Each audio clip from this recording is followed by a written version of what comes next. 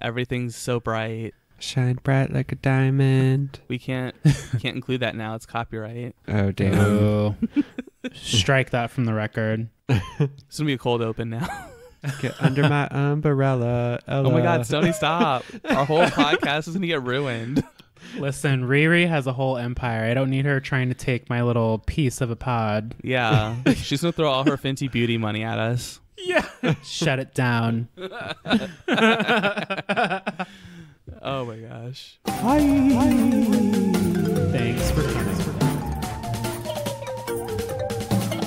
Hey girl. Thanks for coming. Thanks for coming. Thanks for coming. Thanks for coming. Thanks for fucking coming. Boo, bitch.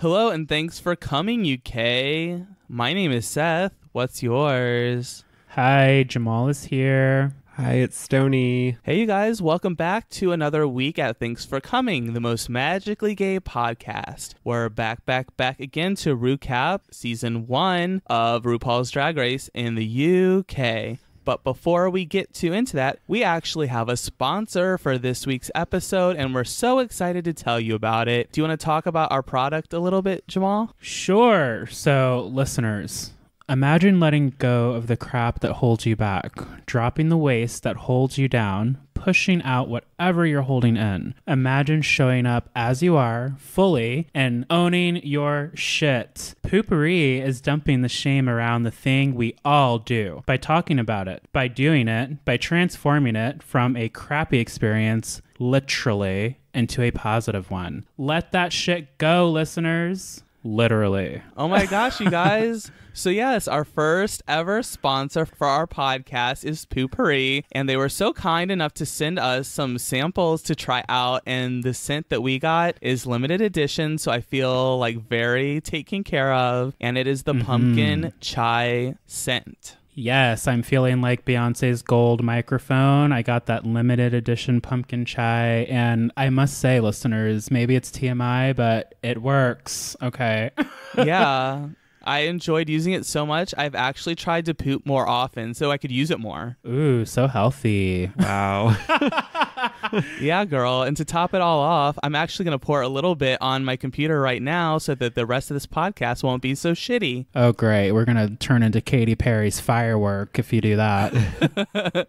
Well, if you're feeling like a firework, you can head on over to poopery.com or at Poopery on Twitter and let them know that TFC Pod sent you, and I'm sure they'll be very excited. Yeah, and get into their verbiage on their bottles, y'all. It's so funny. Like, there's all these little blurbs, but it's the packaging and the packaging of the bottle, excuse me, I can't speak, too much red wine. It doesn't feel cluttered, but there are these little blurbs that are just absolutely hilarious. Like, there's one that says, like, she sat down, she sprayed, and did her thing, hair flip. I'm sure I just completely slaughtered that, but it's hilarious. Yeah, girl. And each bottle contains up to 100 uses. So just think of all the fun that you can have with Poopery. Yeah, up to 100. So some of you out there that like things that spray, don't get too excited. Yeah, don't get too crazy. It's a lovely smelling product, and they have plenty of other scents for you to choose from. Head on over to poopery.com and check it out. All right. Well, that was really fun. So how are you guys doing this week? What's new and going on with you all? Other than using your Poopery, of course. Yes, fully cleansed and pumpkin chai, doing well. Yes, girl. I realized last week that I didn't really touch on my dad surprising everybody for my nephew's second birthday. OMG. Yeah, so he was here. Actually, I could have talked about it last show, but I'm a bad son, so here I go. I actually knew he was coming the whole time. My dad wanted to surprise my sister and my nephew and her boyfriend, baby's father, for the party. So he was here hanging out for a little over a week. I got to take some time off with him and hang out. And I thought that was really cool because I've talked about it on the show before. He and I's relationship hasn't been the best over the years, especially the later part of high school and college, i.e. the gay years.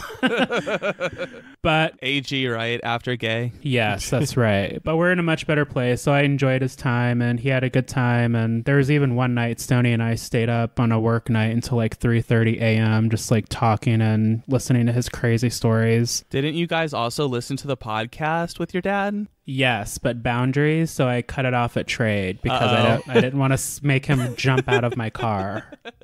Hey, Dad. Ching. Yeah, but it was a good visit. Other than that, I mean, I've got our kitchen packed up. I've been trying to get ahead of this move. We're officially 1 week out before shit goes down. Uh-oh, girl. It's coming. Yeah. It's coming. Shout out to Shay Ellington and Ellington and Associates in Indianapolis. Hit them up or hit us up for their contact info if you need a house. Not Spawn, but we'll talk about them more if they want to. That's right.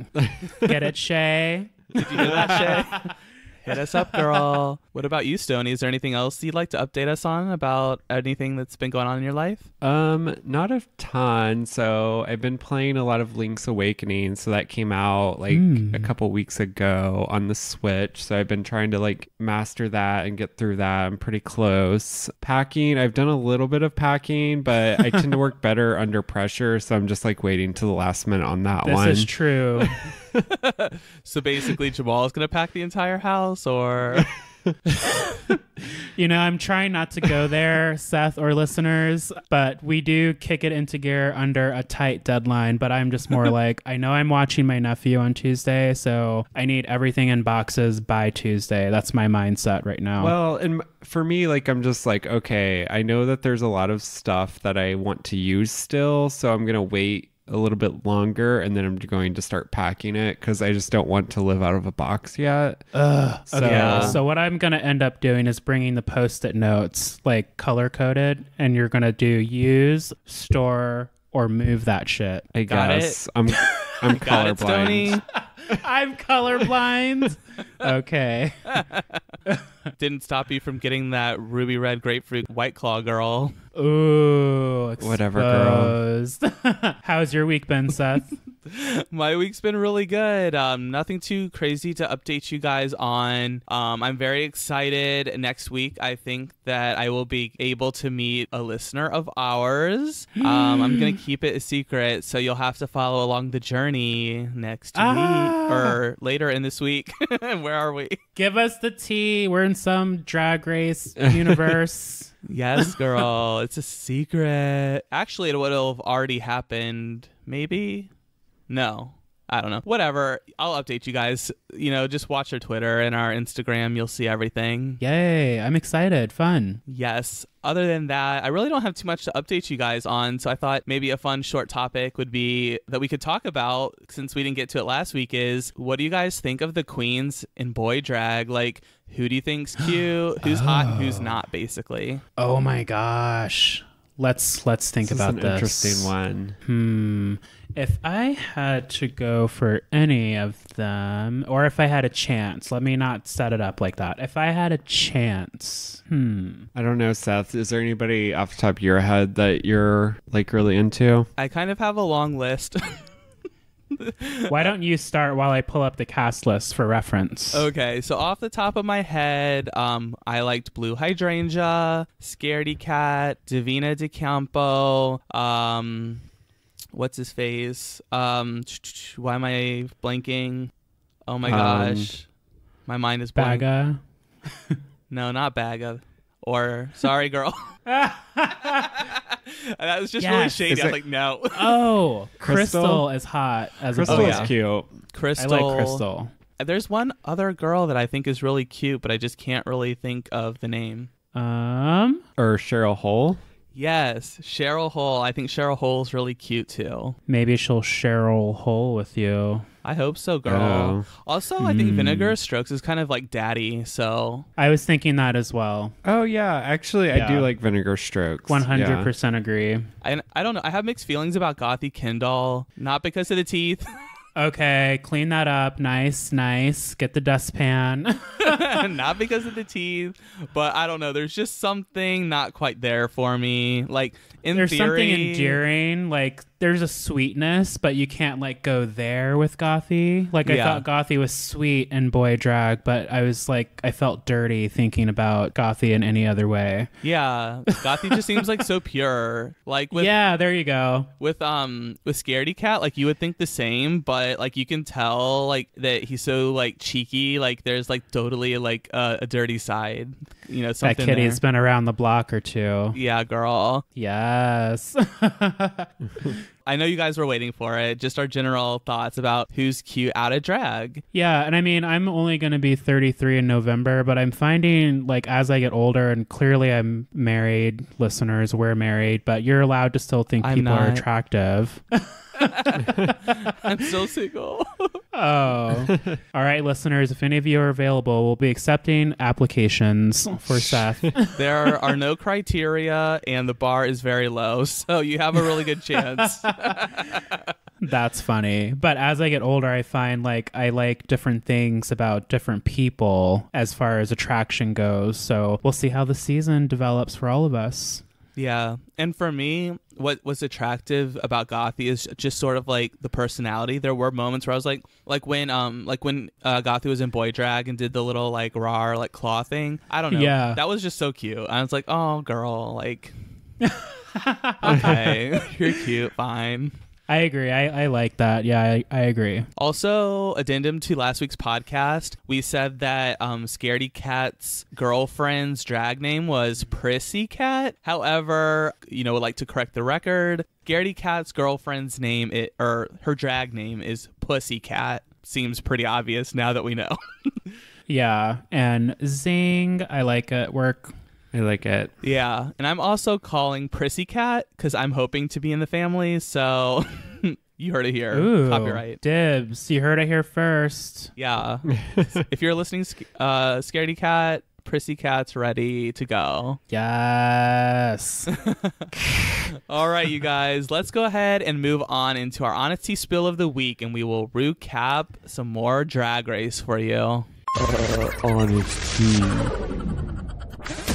All right, you guys, welcome back to the Honest Tea Spill of the Week. This week, we are back to talk to you about episode 2 of RuPaul's Drag Race UK. We are back. Did you get your passport stamped? Yes, girl. I got my passport stamp. I got my repeater badge on. A repeater badge. Yes, girl. I made my own. Hey, Pinterest queens out there appreciate that. That's right, girl. So I felt really bad about not being prepared for the entrance. So normally, like when we started, I said we were going to be doing a British slang every episode, and I forgot to get it ready for when we recorded the intro. Oh. So I'm just going to do one word this time because we don't have that much time. So I'm going to tell you one word, and then you guys will have to guess what it means. I hope it's slag. That would have been a good idea, but no. So this week's word is codswallop. Codswallop. Codswallop. That's a P as in Paul at the end? Yes, sir. What is it? I'm going to say it's like some type of like fish garnish. I don't... I think it sounds like dirty pantyhose. Oh. Not quite. Codswallop is the equivalent of calling something nonsense. Oh. So instead of saying that's nonsense, you'd be like, that's codswallop. Okay, that makes sense. I'm going to start making flashcards so I can use these terms in the office. Yeah. I know. The UK, they just have like the best phrases ever. I saw something on Twitter where this old lady was calling Boris Johnson a filthy toe rag. Whoa. She was just like, he's a filthy toe rag, and then like walked away. Wow. I don't have any toe rags. I'm going to have to look into this. All right, you guys. Well, let's get into the Rucap. I will be now taking off my repeater badge so that the next person can wear it. You're so nice. So we start this episode off unfortunately, we've had to say goodbye to Miss Gothy Kendall. Bye, Gothy. I think it just was not Gothy's time. It was pure nerves. I think here in a few years, maybe we'll see Gothy pop in a more confident way. Yeah, I think so too. I think she stapled herself in the history of RuPaul's Drag Race, and that, you know, she'll do well. Yep, UK's pork chop. We wish you well. Well, so then next we move on into the next day. All the girls are back in the workroom, and we quickly find out that the Vivian especially is super annoyed with Cheryl Hole. This is hilarious because Vivian cannot stand the sound of Cheryl breathing, so it's just a matter of time before she lets all hell rain on Cheryl's workstation. Yeah, girl. Watch your brushes.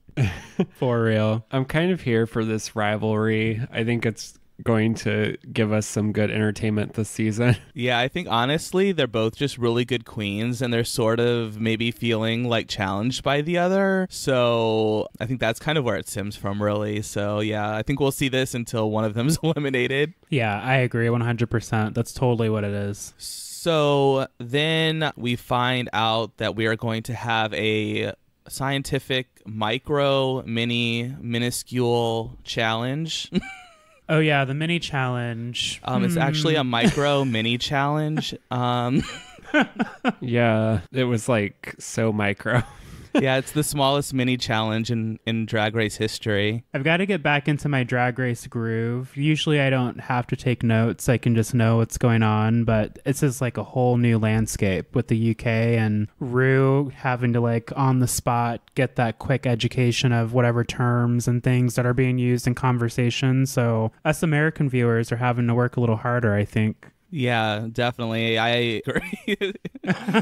One of my tweets this week, I was live tweeting on my personal account. I think it was really funny, and it pertains to this. I said, Rue, the awkward uncle, reprised this week, played by Rupaul.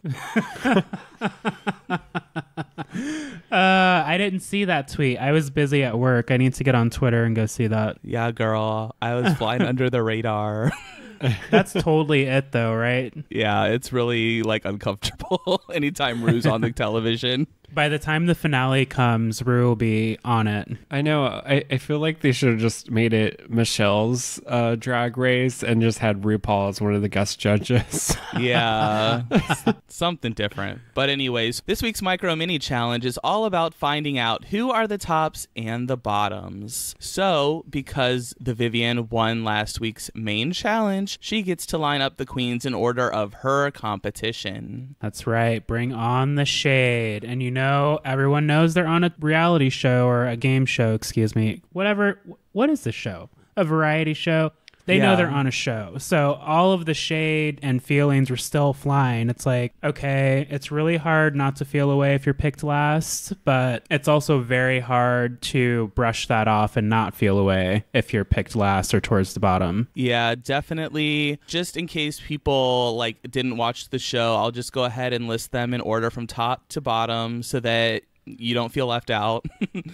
At the top, we have Vinegar Strokes, then Bag of Chips, Crystal, Davina DeCampo, Something Wong, Blue Hydrangea, Cheryl Hole, and Scaredy Cat. Yes, and this is based on who the Vivian thought was her biggest competition and least competition. Yes, and she said that she put Cheryl in the bottom two just because she was annoyed with Cheryl, basically. And Cheryl was pressed like a cold brew. Pressed. Yeah, girl. And because Vivian put Scaredy Cat in the bottom, she and Vivian will become the team leaders for the main challenge. Oh, you wanted a twist, huh? Oh, yeah, this was interesting. Yeah, it was an interesting idea. You know, RuPaul always has twists and turns around every corner. So, in the main challenge, they will be acting in a period drama called Downton Draggy. Yes, I appreciate. Have either of you watched Downton Abbey, the series? No. Well, that's the thing. I haven't watched it either, so none of this made sense to me. So I was sort of relying on Jamal to explain if what we saw unfold was like making sense at all. I didn't get it either. Why did people keep dying, but then they were still alive? Yeah. Well, if you watch the series, there's all kinds of it's a really good show. If you have not seen it, I think it's the official network is called the PBS, or is it Masterpiece Theater? No, it's PBS, right? Okay, it's PBS. But anyway, I watched the series one time through. I have not seen the movie yet, but it's a lot of ups and downs, family drama. They're like a well-off family. They've got butlers, they've got servants. It's that kind of vibe. So there go the maids who always have all of the tea. They know everything that's going on with the girls, all of the secrets, everything, all of the closeted individuals. They know all of it. So I was curious and excited to see what they did with this storyline as far as Downton Abbey is concerned. But yeah, I'm here for any kind of English. They're growing up in a majestic ass mansion or damn they're near a castle type show. But it's a really, really good show. High drama. If you want some good entertainment, check it out for reference. Yeah, I was a bit confused because I didn't really see a storyline in either scene. So it was a giant mashup. There's too much for them. They would have to pick a specific period of the show if they wanted it to make true sense. But I guess that's where I get the variety show kind of description whenever I think of Drag Race now. It's because they just throw it in there and it's a hodgepodge of all that has gone on across all the seasons. Got you. Okay. Well, I'm just going to trust that the writing for this sketches were really good. I mean, it was all right. I mean, we know how these Drag Race skits go. Usually it's terrible most of the time. So yeah. based on the writing, I think that they maybe had somebody that kind of knew about the show, or they did some quick research for the challenge to form. Okay, so I have the tea. So I listened to the official RuPaul's Drag Race UK podcast. I thought that was us, but I was mistaken. Who is that? All Right Mary? Who is it? No, so I really, I don't have all the details, but the hosts there's a girl and a guy host. The guy is a drag queen, and the girl is somehow qualified to comment because she flew to New York to go to DragCon and met RuPaul. And then I think she's some sort of TV personality in England. And she has a cutout of RuPaul in her apartment. Okay, so she has a press badge. So she's maybe a super fan or something. Yeah. Got it. But the guy is a drag queen, and he is actually a consultant for the show. Oh. I think his official title is consulting producer, and he said he helped write the acting challenge. So I don't know if there's another one or if he was referring to this one. Okay. Yeah, I was going to say, did he do the Downton challenge or others? But I guess we'll figure that out later. Yeah, so I'm assuming he has somewhat of a knowledge of the drag scene in UK and maybe some knowledge of Downton Abbey. Okay, I'll have to give that a listen. I had no idea that existed. Yes, girl. Check it out, you guys. They are very insulting of Americans, so... Or maybe I just don't understand the humor. I don't know. They're like, we are so much different than the American drag queens. They just don't understand our humor. We are so superior to them. Well, the humor's there, and you can add us, girl, if you're listening to this. Like I said last week, if they're serving us looks, we are going to give them the critiques. If they are going to serve us the acting, we're going to serve them the critiques. So we'll see how different we are. Yeah, also, girl. I like your accent. It's really good. That was good. Was it? Yeah. It's better than mine. I'm not going to try. So, light reads, but I mean, all's fair in love and war, girl. We're just sisters from across the pond. I'm still going to listen. Yeah, I'll give it a spin. So the teams play out like this. Scaredy Cat's first pick is Davina, then Cheryl, then Blue, and then Crystal. Yes. Vivian picks first Vinegar Strokes, Baga, and then Something Wong. They all go to rehearse, and all the girls are pretty amicable while picking roles that they will play in their skits. Yeah, based on how things have gone in American Drag Race with challenges like this was like a tea party for real. Yeah, just easy. No issues, which is very surprising. Yeah, all the girls work well together. Even if Cheryl and all is annoying some of the girls, they're all just so nice. Even the reads are kind of nice too. Yeah, they're just like kind of polite enough, but still a little underhanded. Yeah. So the girls on Vivian's team are prompted to discuss whether Scaredy Cat is like going to be doing a good job in the competition, and they all sort of say that she is the dark horse, which I thought as well, but spoiler alert, this is just a setup to the fall. I know, like, damn, like I wanted the dark horse storyline to be it, but as you know, if you've watched it, we'll get into it later, that was not the case. I'm still devastated. Siri, play The Climb by Miley Cyrus. All right, so now we're skipping till after the rehearsals. We'll kind of encompass that when we talk about the skits later. And Cheryl says that she could tell that Blue was very nervous and was sort of saying, breathe, breathe, breathe. And somehow that's like a deep read. And the Vivian was like, whoa, gal. Tell us how you really feel. I know the Vivian just doesn't like the sound of Cheryl's voice, so any opportunity to kind of undercut Cheryl or just smack her down, the Vivian's gonna take. On it. Just like, she's speaking, I'm turning around to snatch the wig. Yeah, girl. So then Vivian takes it one step further and she tells Baga and Crystal that Cheryl is just so annoying to her as they are putting on their makeup at the mirror. Yeah, and we knew that, something like that, it's going to get out later because the girls all talk to each other. And I even asked Stoney at one point, it was like, I'm sure this is just editing, but can they hear what's being said? Because when that was going on, that scene, they were also doing close-ups of Cheryl putting on the makeup. So I was just waiting for a moment where Cheryl gave an eyebrow, did the Alyssa Edwards, and back rolls, and attacked. Yeah. But that did not happen. So we get more into it later. This show, they kind of do untucked in the show. So some of that comes up later. So I'm sure we'll discuss it. For sure. So then they're basically saying that there's American sayings that the British queens don't say, that Cheryl is using like yes and stuff like that. So that was a criticism of her. But I love how Crystal just says like, well, that's how she is and people love her. She's a great queen. She does like really well. Yeah, Crystal's good at staying neutral. I was impressed. It's easy to go down that shady line, especially with someone like the Vivian who will take any opportunity, even when it's not necessary, to make it go negative. And I like the Vivian, but I also know a shady queen when I see one. Hi, how are ya?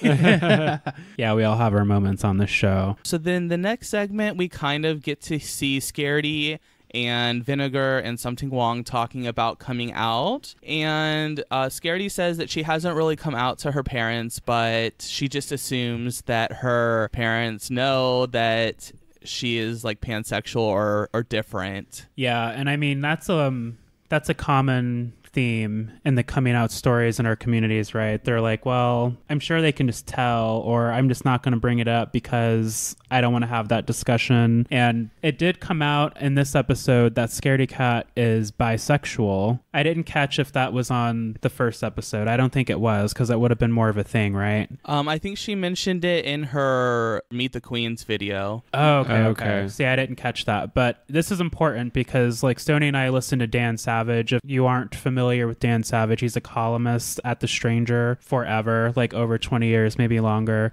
But sorry, Dan, I'm not trying to age you. But he also does a podcast called Savage Love, and he talks about the importance of the bi community coming out because everyone, including the queer community, it's easy for us to just say, oh, well, you need to pick one. You're just being greedy. So we need to hear those bi voices. So this was pretty big to me. Big for Scaredy Cat. Mm-hmm. Very, very much so. And I also thought it was cute how he's like, oh, like my sexuality is my girlfriend. Like I really only want to be with her. I love that. Yeah. So cute to be young and in love. Oh. So next, Vinegar speaks about her experience and was saying I guess she's from the Caribbean, but maybe moved to the UK like at a younger age or at some point in time in which she now has a British accent. Yeah. So much like you hear, we'll call them stereotypes for lack of a better term, but Asian parents are really strict, or Indian parents or Southeast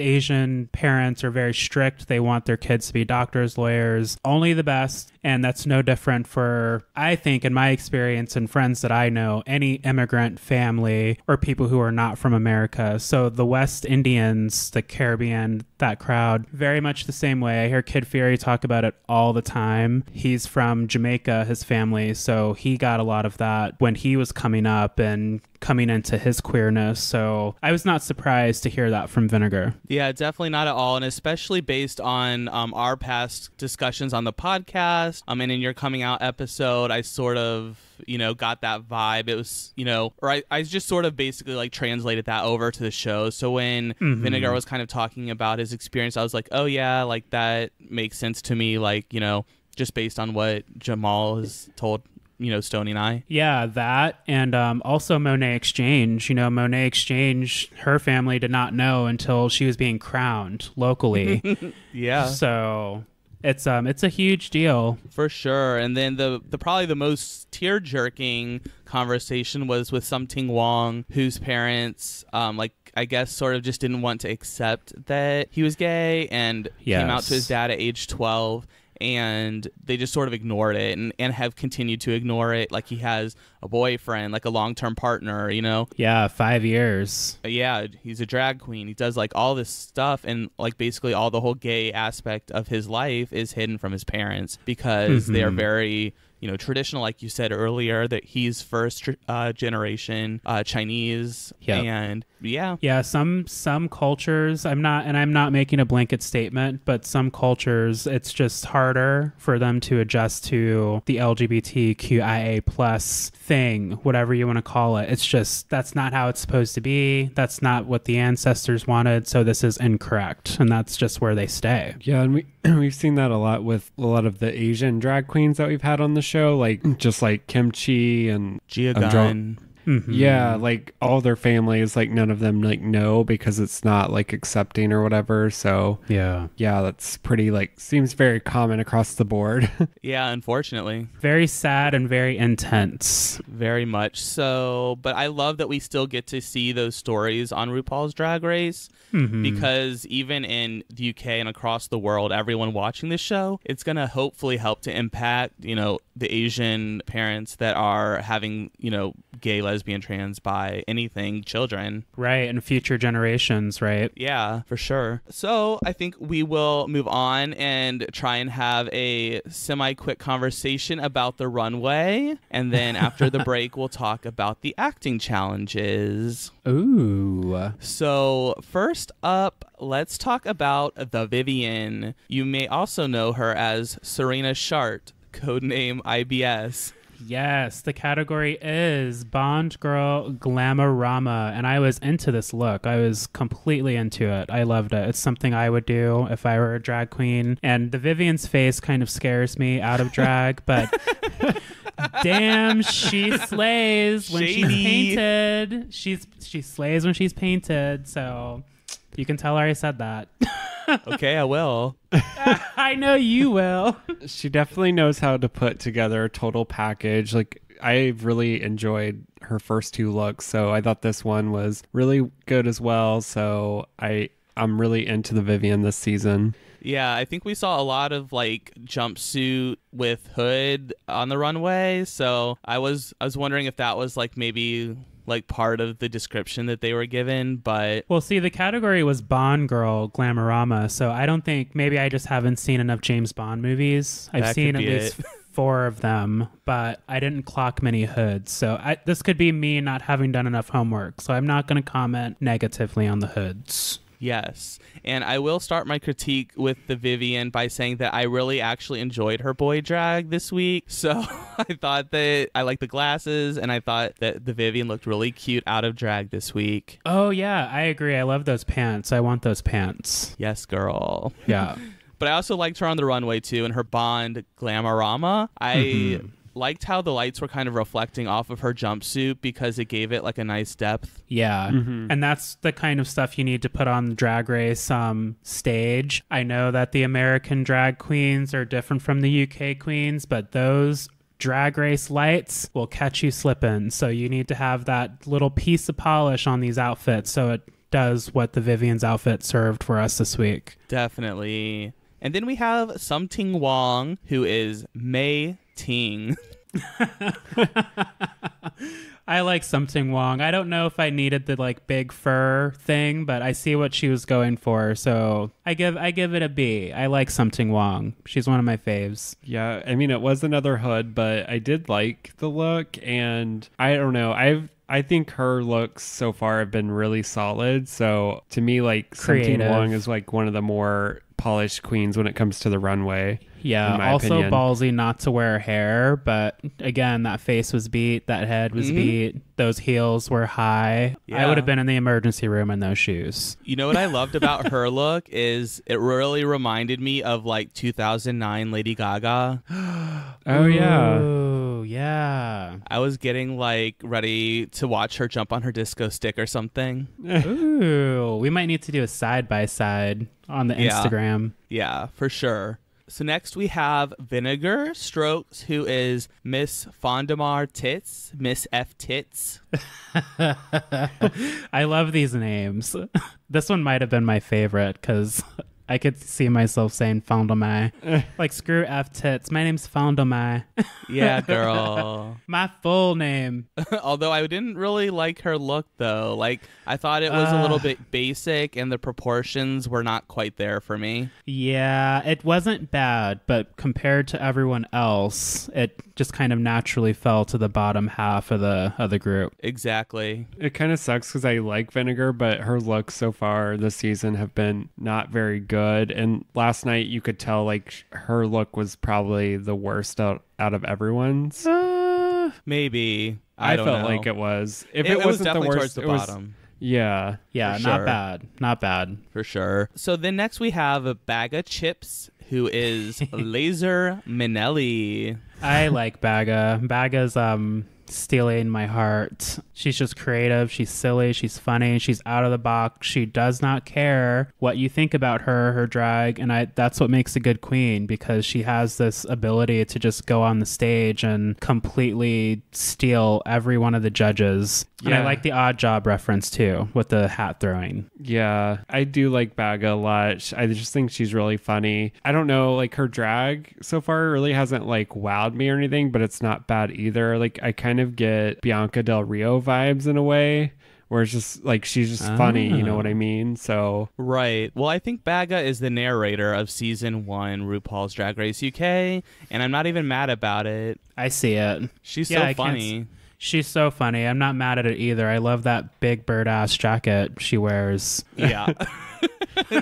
Just looks like a total meathead, sort of like. I know, a toad.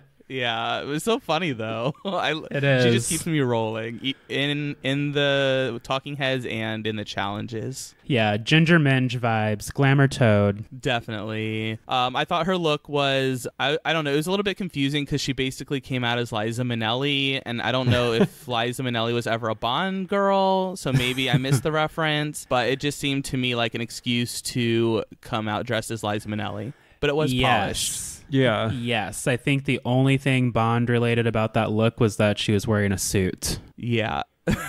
That's it. So next we have Cheryl Hole, who came out as Double O Dipshit. I love this name. That was super funny. She said she was giving us Met Ball realness. However, I thought the dress was a little bit too simple for that, and it was a little bit too short to me. Definitely not enough volume to be a Met-worthy gown, but good job anyway. There was a reveal. Yeah, I thought the reveal was a much stronger look. The silver swimsuit with the gun tucked into her garter. Agreed. Yeah, I thought it was just okay. I think I enjoyed the name more than anything with hers. Yeah. I thought the cut of the swimsuit was a little bit off, but not so much so that it was distracting, but there was just like a little something not right for me. It should have been up a pinch more, I think, or maybe just a little extra va-va-voom somewhere. Yeah. So next we have Crystal, who is Wanda Whipper, Miss Dominatrix. Crystal, my other fave. I was into this. I'm not a kinky girl myself, but I was really into this look, and I appreciated that she tied all those knots herself. Mm-hmm. And I liked all the whipping. Yeah. And how much baby powder do you think she needed to get into that suit? Ooh, girl. She went to the Costco. For sure. Industrial size. The bucket of powder. She had a super solid look. I think Crystal's always pretty solid. And yeah, she was good. Yeah, I liked it. I thought the reveal was really good too, because I think a lot of these queens have a tendency when they're doing a reveal, like, oh, I'm just gonna wear this giant like trash bag, right? But at least like hers looked like an actual like overcoat, and it was completely different than what she was. Like, it made sense, like the reveal. You saw the whole concept, because when she stepped onto the stage, she had the newspaper and she had like the fashionable trench going on with the high pony. So very, very fashion. That might be more on the Met side, Cheryl. I don't know. Yeah. But I appreciated the entire look and the reveal. For sure. So next up we have Scaredy Cat as Kitty Rouge. Scaredy Cat. I want to like Scaredy Cat so bad. I mean, I like Scaredy Cat, but I want to see more, because I thought this was just a little basic. It's different, but compared to the others, kind of like a vinegar moment, it just seemed a little not what it should be for the category. Yeah, see, I don't know. I like the look. The thing with her, like, you were starting to see like a trend of like what the types of things that, like, the type of drag she does, but to me, I thought it was good. I don't know if it was Bond Girl though. Like, I think the judges even said this, it reminded them of Amelia Earhart. Yeah, maybe that's where I'm at, because it wasn't bad, it just did not fit the category. Yeah. And also, I think Scaredy Cat's like drag aesthetic is just wearing like a lot. Yeah. Like, oh, I just fell into the Goodwill bin. Yeah, very that girl. But one thing I really did like about her is her little flower gun that says bang, and then she lifts up her skirt and it says me. Yeah. Now, I was getting Pearl vibes with some of the facial expressions. You know how Pearl can kind of give you that sensual psycho kind of glare with the little lip quiver? I was getting so much of that, and I was living for it. I did like the bang me portion of the moment. Definitely. She definitely stays in character in Scaredy Cat, like very much like, you know, jittery or like, you know, kind of awkward sort of vibes. Very skittish, yeah. Yeah, she's definitely on brand. Oh, yeah.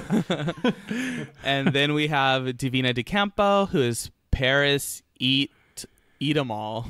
Paris Eat 'em All, which I think I just got it, actually, but I need to look up what it is because I don't remember. Yeah, you know, I don't know. Hold on. It's coming. So I think this is a reference to paracetamol, which is a drug, and it is the common name for Tylenol. Oh, what? Sorry, it just clicked when I said it again. Good job, because I had no idea. I was loving the look, though. It took me a second. So when Davina stepped out, we were like trying to figure out what was going on, because for a moment it felt like maybe there was a little too much going on. But Davina is another queen who stays in character and serves it all the way down and all the way back, and I bought it. I liked Davina's look for the Bond Girl category. Yeah, her look was very fierce. Very, very fierce. So lastly, we have Blue Hydrangea, and she is triple tatas. This was cute. This was funny. I wanted the boobs to be bigger. Am I being greedy? I mean, not all women have large boobs, but I guess, you know, to each their own. I guess that's true. But yeah, this is a Bond moment. I don't know. Maybe I was just looking for a little more kink or something. I thought it was okay. I don't know. Maybe it's because I've seen a lot of like triple tits here lately on Drag Race. I thought her look was very polished. I liked the little effects that she had where her nipple clasps spelled out 007.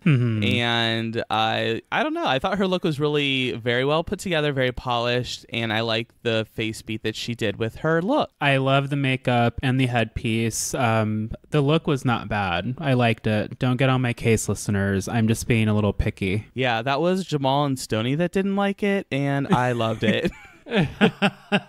All right, you guys, this is a nice stopping point. We are going to go get some refills. Jamal and Stoney will get another White Claw, and then we will be back after the break. This bitch. Hey everyone, thanks for listening to our podcast so far. Thanks for coming. Right now, we're probably refilling our drinks, or maybe even gluing down our lashes again. While you wait, here's some things that you should check out. Yeah, remember everyone, you can email us, tfcpod@gmail.com, and tfcpod on Twitter, Facebook, and Instagram. Oh, and one more thing. You're not my real dad, and you never will be. Anyways, back to the show. White Claw loaded. No, girl. All right, you guys, welcome back to Thanks for Coming. Wanted to apologize for the wait.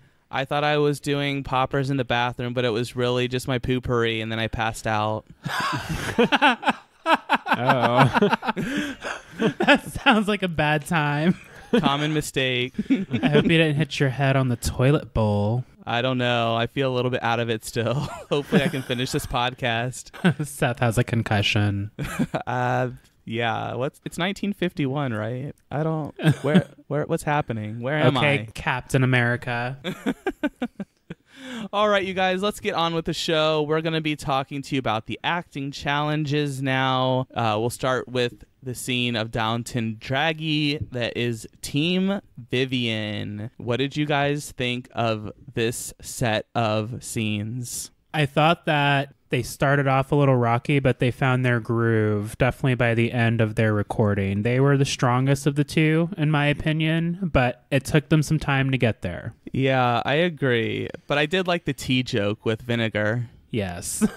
Yeah, the tea joke was great. I liked how the Vivian just looked. Mom said it. Mom's listening to us record, listener. She's in the room. How she just looks like an old woman. The Vivian just walks out and you're like, oh, that's grandma or that's great auntie. Here comes this shady queen. Don't say anything. Suck in your stomach. You know, this bitch is going to say something. That was very much the vibe I was getting from the Vivian. It's the Vivian's face. It's just so like, I don't know. It can adapt to any situation.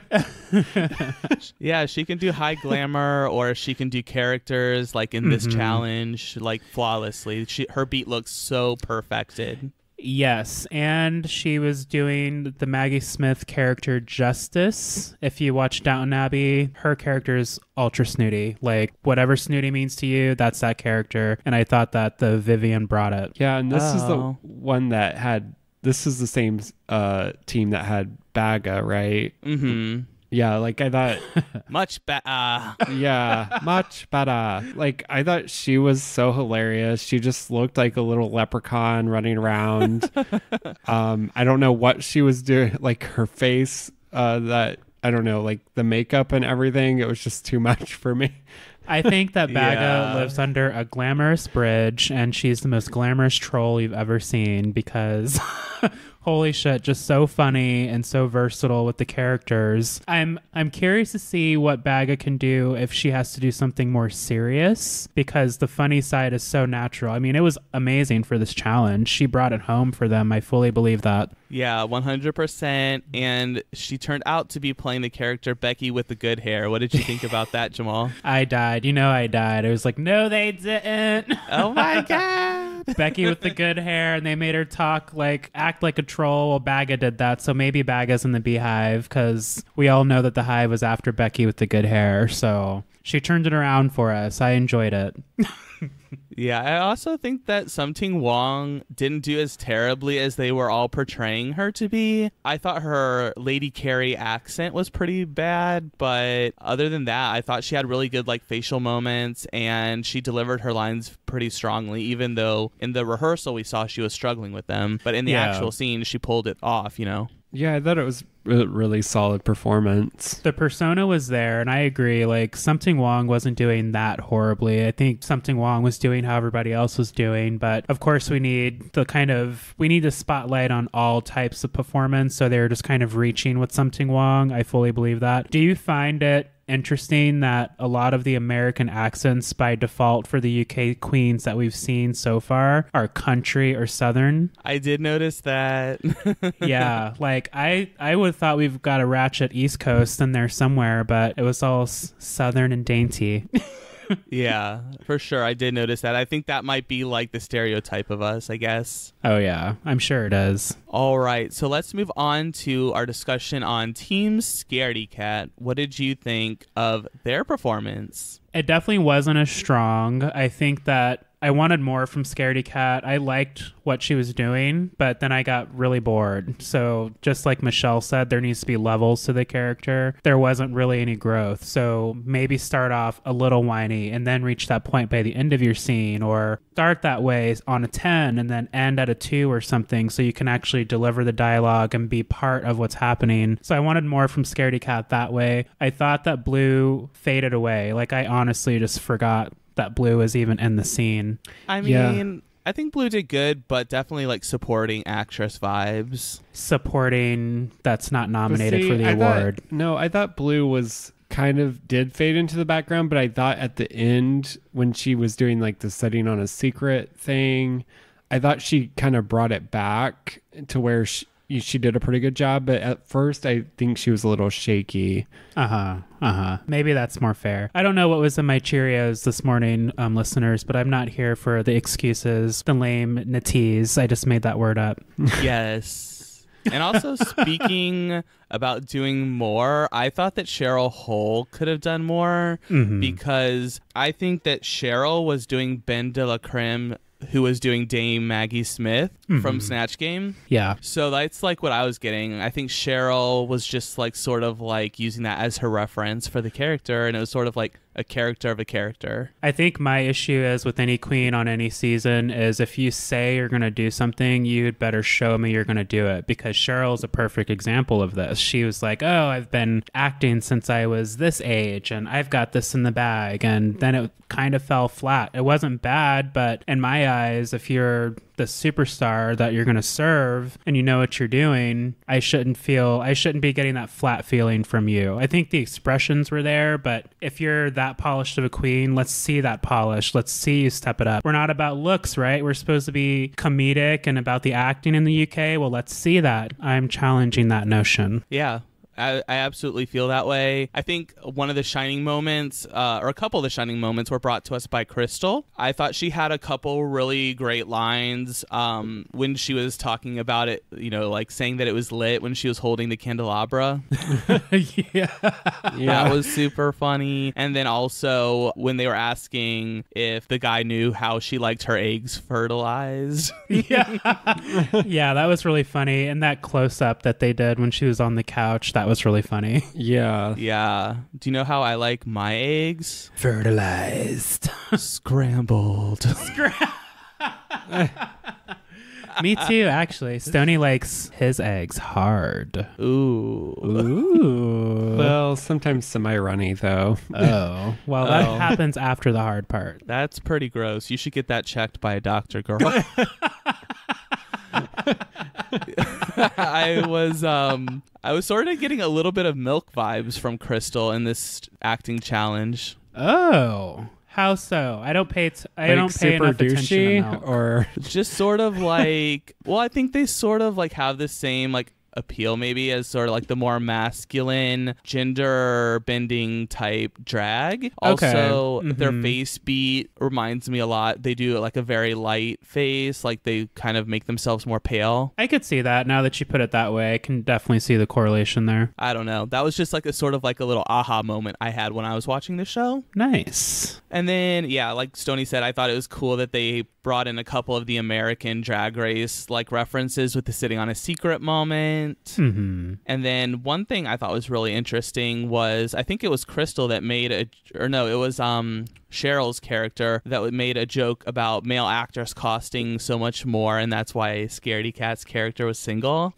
I did catch that. That was interesting commentary. Yeah, I caught that tea as well. So next, we find out that Team Vivian wins and that they were all safe. And Something Wong was super happy. Yeah, Something Wong, like we said, she didn't do bad, but she was very nervous. More lucky day for Vinegar, because Vinegar would definitely be in the bottom had they lost. For sure. And at the time when I was watching the show, I personally enjoyed Team Scaredy Cat's skit more, but I think they were both really good, just in general. So for me, like, there were parts of both that I thought were kind of boring, and then there were other parts of both that I thought were super funny. Yeah, I agree, because Davina did a good job on that team. Because sometimes on Drag Race, like, you have that like train wreck team.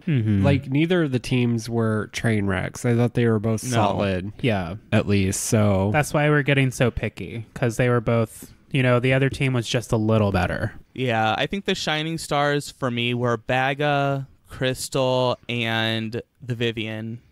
Or no, I'm sorry, not the Vivian.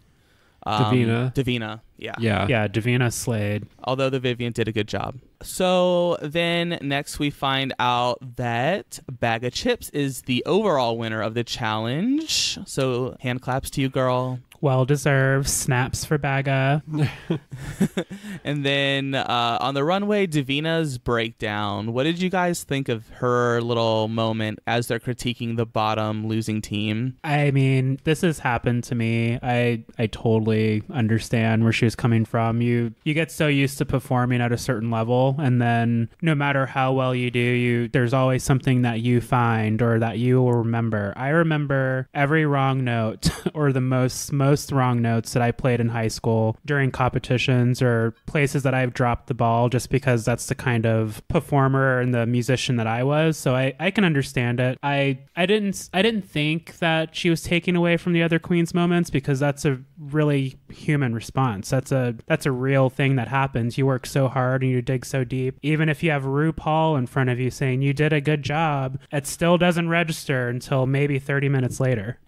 Yeah, I think the stress is really just getting to the girls. I know we're only in episode 2, but we even saw Blue Hydrangea break down as well on the runway. Right. Well, I mean, remember like the drag queens that have the Ru girls that have podcasts of their own that can talk about how filming goes. To us, it's week to week, but as soon as they hit the set, it's daily and it's long hours on the set. So emotionally drained, physically drained, and it's just they have to be constantly on. So yeah, they're going to break at some point. For sure. So then we see the little untucked moment of the episode. The Safe Girls are backstage talking about Cheryl Hole and they think that she's putting on a show and she's not being her authentic self. Then Cheryl and the other girls in the bottom come into the break room, and Cheryl automatically starts to talk about, how she threw something Wong under the bus. Oh, yeah. So basically just sort of reinforcing why all the girls were annoyed. Right. The Vivian called it out. She's like, oh, so this is damage control. Yeah.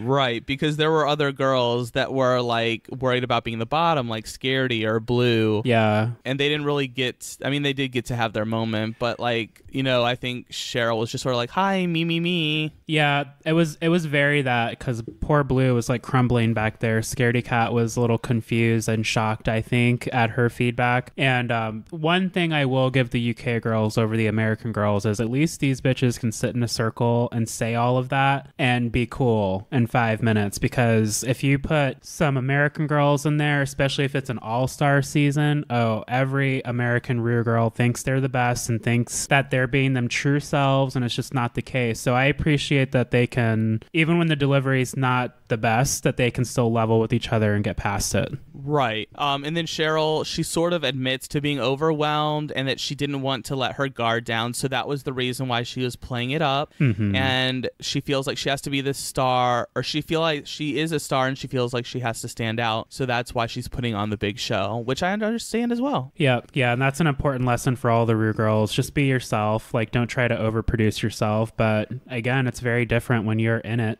Very much so. And then I love Crystal because she keeps everyone on track, and she's like, all right, girl, like, enough of this crap, like, let's talk to the girls that are actually like might be going home. Yeah, I like that moment too. She's like, let's reel it in. Yeah, I loved that part. Like, Crystal just really is growing on me, and I think Crystal is actually the dark horse of the competition. Yeah. I see it. I've loved Crystal since the Meet the Queens video, so I hope that's the case. For sure. So then we find out that Scaredy Cat and Blue Hydrangea are in the bottom 2, and they will be lip syncing to Venus by Bananarama. Classic. Fun fact, Bananarama is from the UK. So very themed music choices so far. Yes, clearance. I was just waiting for them all to slather shampoo all over themselves. I'm your Venus. I'm your fire. It's like in every shampoo commercial. Lady Gaga. Venus. Venus. It's very strong and pronounced. Neptune. I thought that this lip sync was a bit of an improvement from our first week's lip sync. Damn, we have a long way to go. A bit of an improvement. Yeah. Yes, I thought, this was Scaredy Cat's first gig. Yeah, and you could tell that Blue was more comfortable performing, lots of, giving us lots of great face, serving us lots of good, moments. I don't know. I really liked watching Blue Hydrangea's lip sync a lot. Blue is serving it. I think I'm not going to be overly picky because you know what I'm going to say, UK listeners. Well, we've been watching Drag Race, so you need to serve a lip sync. So I don't want to hear any of that bullshit surrounding performance. But Blue is giving it more, and you can tell it was just more experience, more comfort level in that scenario. So I liked what Blue was doing. Scaredy Cat was just kind of all over the place, but at least she didn't pull the Charlie Hides card and just stand there and point into the sky or whatever the hell happened with that episode. That's true. Yeah. I don't know. Scaredy Cat dancing, it looked like she was just, I don't even know. Somebody was throwing water at her and she's trying to... She just kept tripping over herself or something. I don't even know what was happening. I was just no.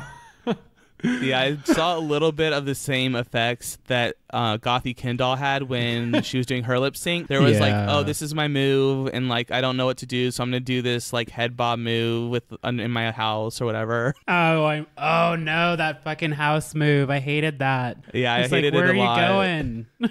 Yeah, and then just throwing pieces of clothing off as the lip sync went on and as she drunkenly stumbled around the stage. Yeah, that's what it looked like. It's she's watching out for puddles, literally. I don't know what's happening. Right. The lip sync wasn't there, but I do love Scaredy Cat, and you should all go check out Scaredy Cat's song that she just released and a music video that goes along with it that is super cute. I will do that. I like Scaredy Cat. I think here in some years, she's only 19. I think that she's going to grow into a super awesome queen. 100%. So Blue Hydrangea stays and Scaredy Cat sachets away. Well, I was sad, but I saw it coming.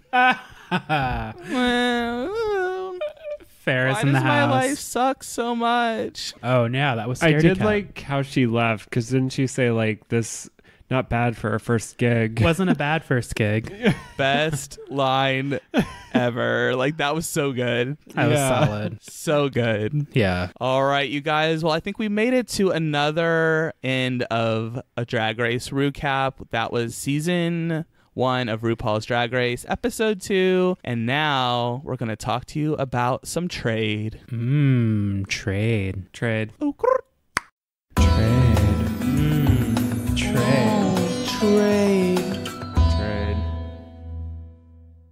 Hey everybody, welcome back to the sexiest segment in all of podcast history, Trade. It's the segment that you don't want to listen to with your parents, and definitely not your sort of accepting father. Yes, not your deacon father who is doing his best, but he's not quite there yet. Yes. Now that you guys are all turned on by this, let's talk about hot men. Who would like to go first this week? I think I'll go first this week. Ooh, yes, Mama. Who's your trade? Tell us give us the lowdown.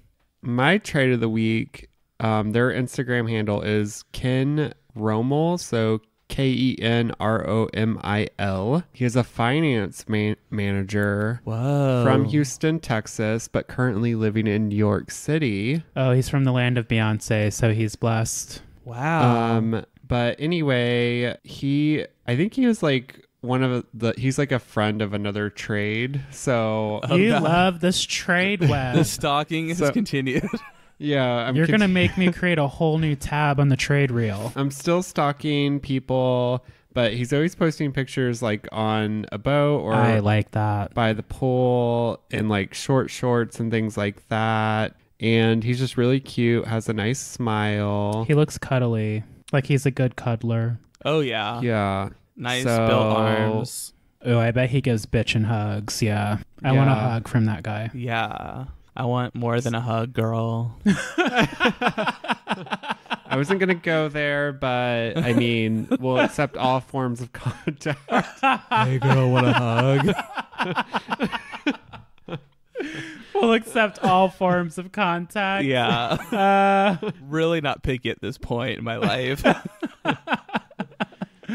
But anyway, that is my trade of the week. So check it out, girl. Yeah. What about you, Jamal? Who's your trade? I have a hidden trade. I say hidden because he's like your average everyday guy. His name is Federico Venturelli. He's on Instagram. I'll put his name in the notes. I'm not going to butcher that.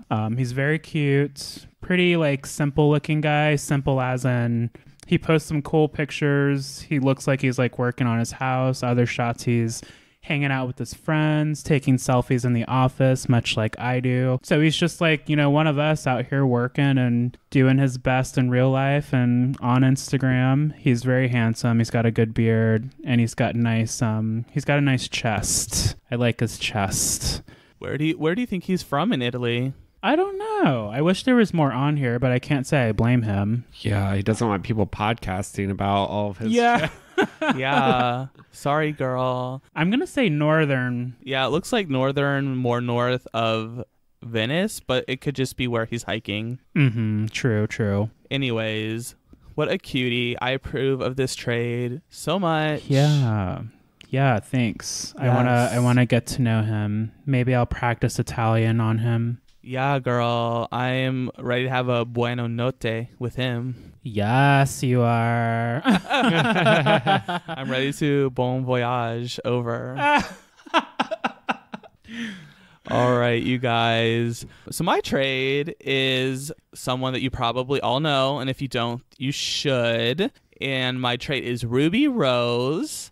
And you probably would know her from Orange is the New Black, perhaps. Mm-hmm. She's playing Batwoman currently on a TV series. Oh, really? Yes, mama. That's very new. Season 1. That's fun. Yes. And how cool. She's been in lots of movies anyways. So Really like Ruby. She sort of runs the line of androgynous, presenting more of the masculine side of femininity. Mm-hmm. Which I've always thought that was just gorgeous when you see, people out there like Ruby that pull that off so well. Yeah, right? Definitely. Because, there are pictures where it's just like, a short cut and lots of eyeliner. So it could just be like, is it Billie Joe Armstrong or Ruby Rose? I don't know. Right. And I'm not saying listeners, they're pulling it off because they look hot. It's like the styling and they've come into their own. So you can just tell it's just full ownership of all of the sauce in these photos and what they're up to right now. Yeah, 100%. I really like the vibe she brought in Orange is the New Black. I was very into her character in that series. And I was too. I had moments where I was questioning, but yeah, that happens. Would love a night just to get to know her and talk to her, friend of the pod. Yes, Ruby, friend of the pod. In my we'll dreams. Speak it into existence. Yeah. Well, you guys, I think that's about it for this week on Thanks for Coming, the Most Magically Gay podcast. Thanks again to Poopery for sponsoring us. We really appreciate it. And if anybody else is listening and would like to sponsor us, we're more than happy to plug your awesome products. That's right. We've been at this for a little bit. We've got a ton of fun projects in the work. We've already talked about Pride and some things that we're doing in the summer. So that's just showing you what we're up to and how we're moving and grooving at TFC headquarters. Don't forget to tell your friends about us. Leave 5-star reviews. Share the pod if you have a favorite episode, even if it's outside of the Drag Race realm. Share it. We want all of our friends and squirrel friends to join us for the party. Yes, 100%. We're so excited for you guys to listen to this episode, and we will see you next week. But until then, bye. Bye.